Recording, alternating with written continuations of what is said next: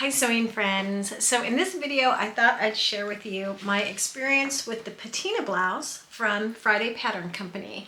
Now I made this out of a 100% soft spun viscose chalet lawn, I guess, from Lady McElroy. And this is sort of my wearable toile. There's a couple of things I learned while making it, and I thought I'd share that with you.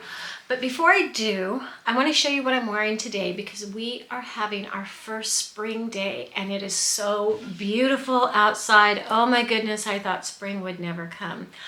But anyhow, today I'm wearing a Helen's Closet Gilbert top made out of a linen from Merchant & Mills. And then their bantam top, but it extended into a dress. So their bantam dress from Merchant & Mills made out of their 185 linen collection in a cinnamon color. It's just so wonderful to be outside and to have the sunshine. So I hope wherever you are having some sunshine as well. So anyhow, back to the patina. I'm definitely going to be making this again. In fact, I want to make it, believe it or not, four different versions, because as you can see from the line drawings, it has a long sleeve and a short sleeve. It also has a high neckline and a low neckline. And one of the things I learned about making this is that I need to respect the material I'm working with. As I said, this is a 100% viscose soft spun chalet lawn from Lady McElroy. Now viscose, little brief history lesson here, I guess was created in 1855 as a substitute for silk because it's a more alternative option. So viscose tends to be very drapey, and it can have that very sometimes shiny, soft feeling of silk. And as such, I need to start treating it like silk when I cut it out. One of the problems that I had is that when I was pinning it down with silk or other slippery materials, I've heard and I know that you should use a lot of weights or a lot of pins because the material can slide around. And I didn't do that, and I think in some places the material might have slipped around.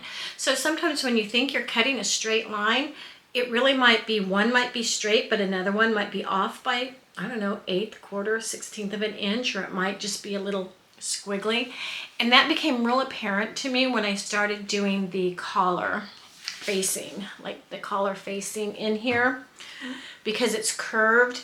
So that's one thing I need to start doing, is respect the material when I'm cutting out. Another issue that I had that I need to correct is that I just have this bolt of interfacing and it's mid-weight, and I probably should have used a lightweight interfacing. In fact, I know Whitney from Tomcat Stitchery did a video recently on interfacing. Now I haven't had the time to watch that yet, but I do plan on going back and watching it and then doing my own kind of deep dive into interfacing as well, because I used a mid-weight on the collar, and again, I noticed while I was making that, now it doesn't look bad. As I said, this is like a wearable toile. I learned a little bit about the pattern while making it, and I'm glad I actually got the experience because, as I said, I plan on making a couple more out of different materials, and I'll show you that here in a second. Now I know you definitely want some structure out of the collar, and this doesn't look super stiff or anything. I think it looks fine, but just in the construction process, I could just tell that I probably should have used a softer interfacing. So what I actually did is I went to Joann Fabrics and read all the Pellons, you know, because that's the only thing they carry, and brought home about 4 different kinds. I think I did a sew-in. I bought a sew-in featherweight, a woven sew-in featherweight, a woven fusible lightweight or sheer weight, and then a couple of others, just because of the different types of fabrics I plan on making the patina out of next time. Now one of the things I did is, it says here that this is made for a B cup, and I'm not a B cup, so I went ahead and did a full bust adjustment by 1 inch. I'm thinking I may not need to do that much, but another thing I did is I lowered the bust dart. And that's something I'm definitely not going to do. So I'm going to have to retrace the pattern, and I think I traced a size extra large. Well, yeah, anyhow, I digress. But I did lower the dart, and if you look at these line drawings here, you can see, let me get that in focus. You can see this dart here. It is very low. I think it's supposed to be a French dart because it's angled up a little bit. And so by lowering mine 1/2 inch, it's just really low. It's hitting me probably, I could probably call it a waist dart because it's almost down to my waist. Maybe do just a 1/2 inch FBA because it is a very baggy or a very loose fitting top. And then when you use a loose drapey fabric, I just don't think a full bust adjustment is needed. Except, and here's something else that I need to sort of look at. Because I have, there's 3 things going on with my body. I have a large chest, I have a little bit of a belly, and I have a sway back. So here's my sway back, and the distance between the nape of my neck and my waist is much shorter than the front, where you measure from, the little indentation here on your neck. I have to go over the bust and then over the tummy, so that sometimes I think I measured, and there's about 1.5 inch difference between measuring the front and measuring the back.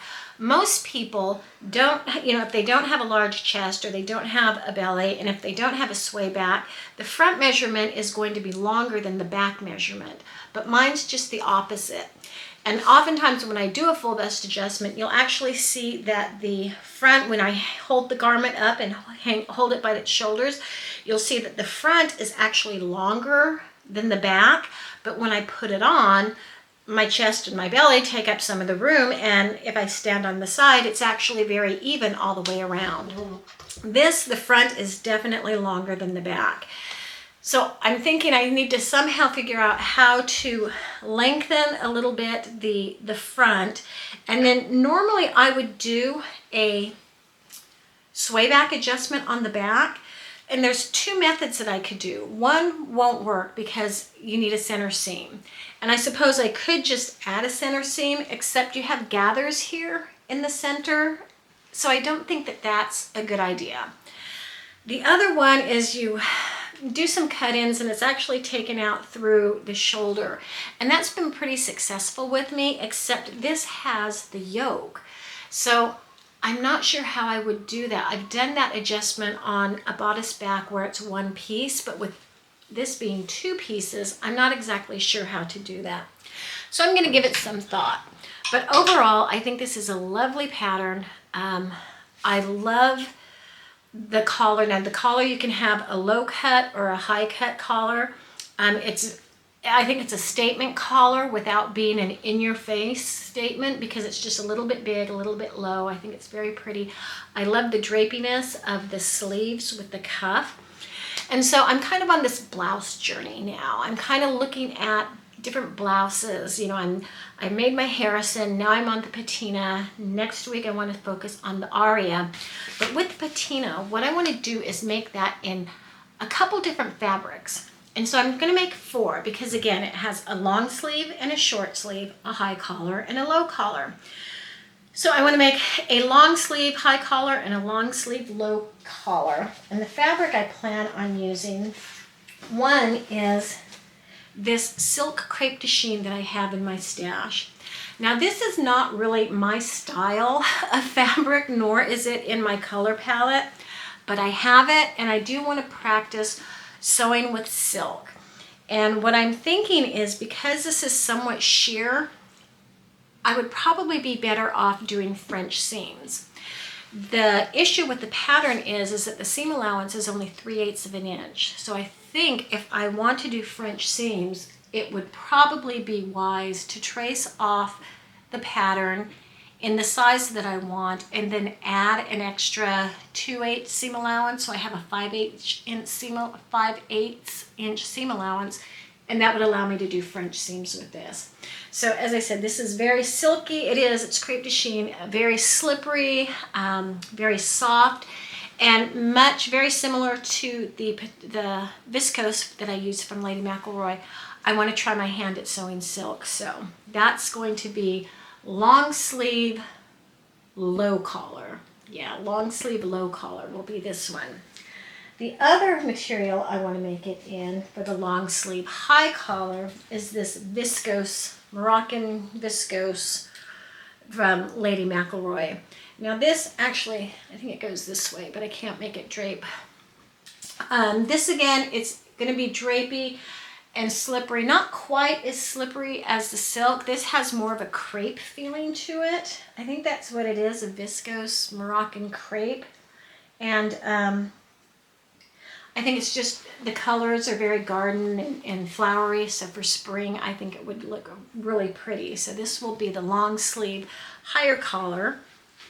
And then since we're now having a bunch of spring days, I want to do the short sleeve in a cotton, and I want to see how it works in a cotton, because a couple people have made it, and I've read like on their Instagram where they've used like maybe a Liberty lawn or a cotton lawn, and the gathers at the sleeve, because you'll see they do have gathers here at the sleeve. I don't know if you can see that. Yeah, gathers at the sleeve. They were saying that when they used a stiffer material, they sort of felt it was too poofy. So I want to give that a go. So I have a couple of cottons here that I'm looking at making it out of. This would be short sleeve, low collar, I think. No, short sleeve, high collar. Short sleeve, high collar is this cotton. And this is a really soft cotton, but there is some structure to it. It's what I call my beach hut.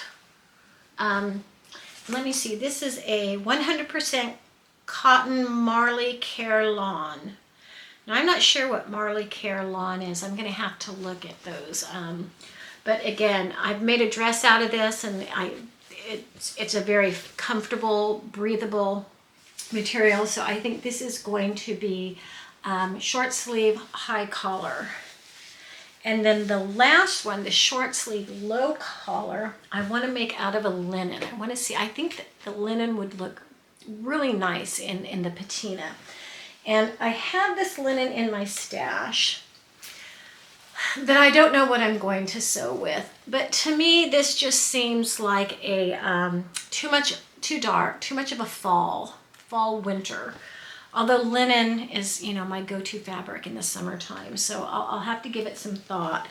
But I actually have on order, and it should be coming in pretty soon, Merchant & Mills, their 185 linen, which my little bantam dress is made out of, which is a lovely linen. I really love this. But I have it in this, I think it's called vanilla colorway. I don't know if you could see that, but I'm thinking this, it's kind of a very, I don't want to say off-white, it's more of a light tan. And again, I don't know if that's going to focus or not, but with some brown buttons, some dark brown wood buttons. And that would be short sleeve, low collar. And I think that would look great. So anyhow, that's what I plan on doing, just kind of exploring different blouses with different kinds of materials to see what they look like. And if you want to see how my 4 turn out, go ahead and hit the like and subscribe, because I'm hopefully going to have those made and can show you pretty soon here. But I hope you're happy and healthy wherever you are, and I will see you next time. Bye.